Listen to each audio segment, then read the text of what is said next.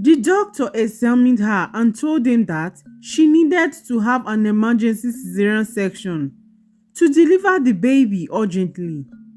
Over my dead body will my grandchildren be delivered prematurely. Let me inform my pastor about this, Obiageli said, as Ejike told the doctor not to proceed with the surgery. Few minutes later, Ejike and his mother began to pray. She rubbed some anointing oil on Temi's belly as Temi continued to cry in pain, insisting on the surgery. Ejike refused to sign the consent form, saying that his mother's pastor does not agree with it. About an hour later, Temi passed out. The doctor did not wait for consent anymore. He quickly rushed her to the theater and delivered the children.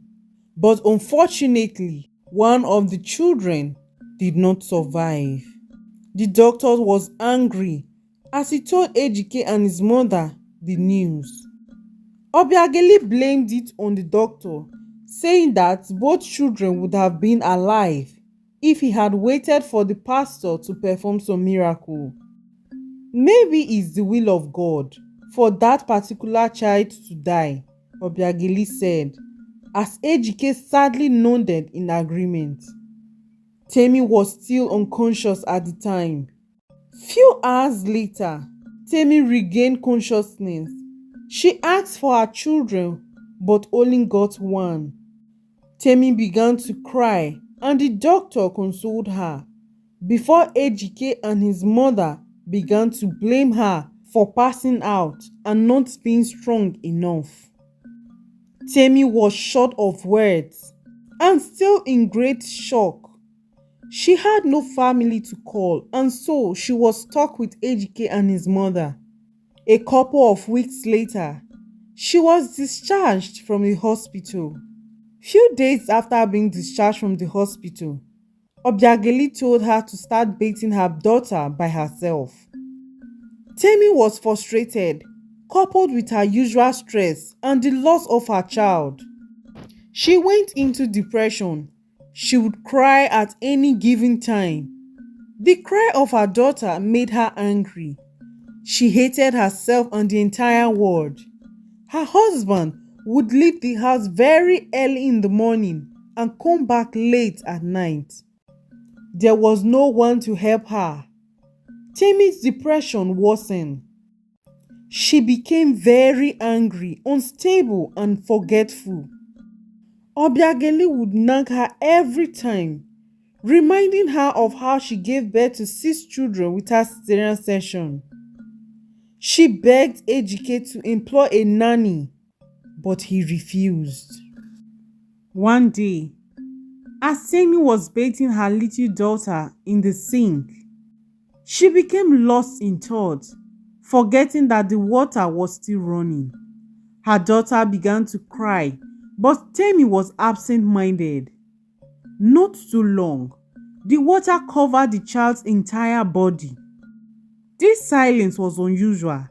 Obiageli called Temi to ask what was wrong, but there was no response. As she went into the bathroom, she saw Temi staring at the window as her poor child began to drown. Obiageli quickly grabbed the baby and started shouting and accusing Temi of trying to kill her granddaughter. Temi snapped out of her thought. She had no idea what had happened.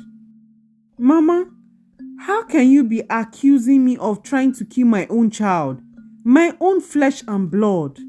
Temi started crying. Obiageli did not stop. She took her phone and called everyone in her family. Ejike rushed home and joined his mother. Temi was confused. She had no recollection of what had happened. When Ejike's sister heard about the incident, they were shocked. They called Temi and Temi denied the allegation.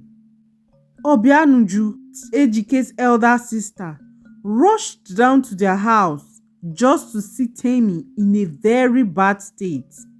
She asked Temi what was wrong and Temi narrated everything that had been happening.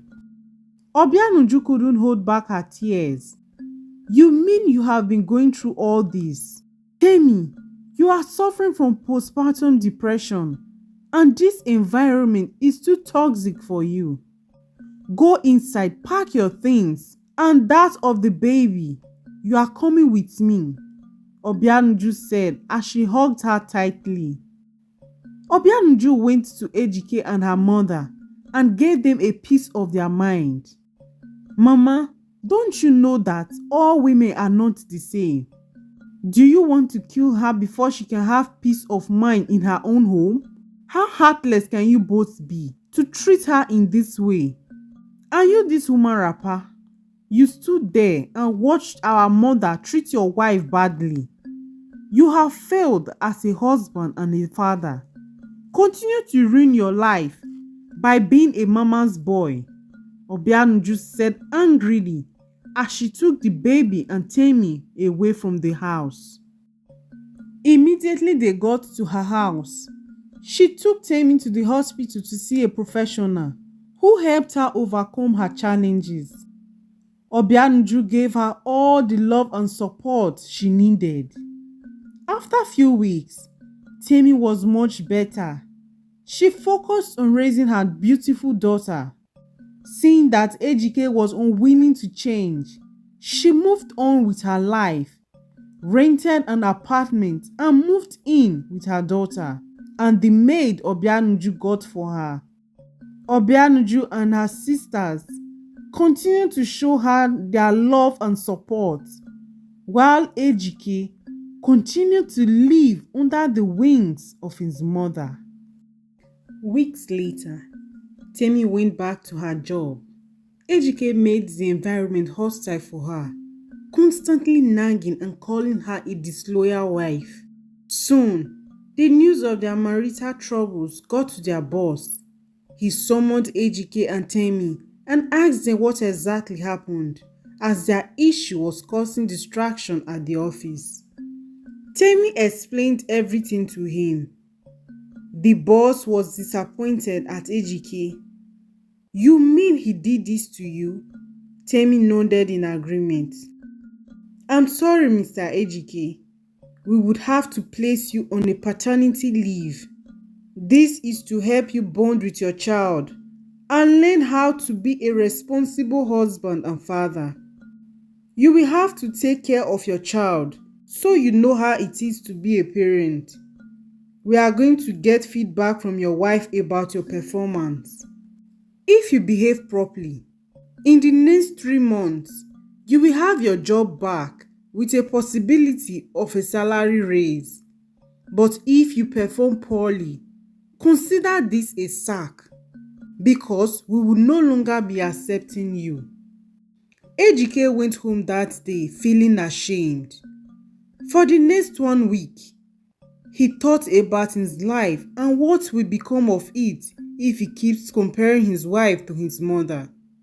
So he made up his mind and went to seek help from a professional who advised him on the right way to treat his wife and family. Etiko, realizing the gravity of the pain he caused Temi, went to his mother and told her everything. Obiageli was still defensive. She tried to justify their actions. It was that moment Etiko asked her to leave his house. He told her that unless she changes and respects their boundary, she would no longer be welcomed in their home. Obiageli went home sad and called her daughters to report Etiko, but they all took his side and supported his decision. Etiko felt bad for all that he did to Temi. He went and apologized to her, begging her to come back home, but Temi refused. Etiko was in charge of taking care of their child, and whenever Temi comes back home from work, she would ask him to go home. This continued for a couple of weeks. Etiko never stopped apologizing and sending Temi gifts. When Temi discovered that the apologies were genuine and not just because of the job, she decided to give Etiko a second chance. Etiko was so happy to have his family back. Since that day, He never treated her badly again. As a matter of fact, he worshipped the ground Temi walked on because he realized the value of true love and family. This is the end of this story. What did you take from this story? Do you think companies should start giving paternity leave also? I'd like to know your thoughts. Please leave a comment below. Let's discuss. And also don't forget to like, subscribe and share this video as it might be useful to someone. We love and appreciate you. See you in our next video.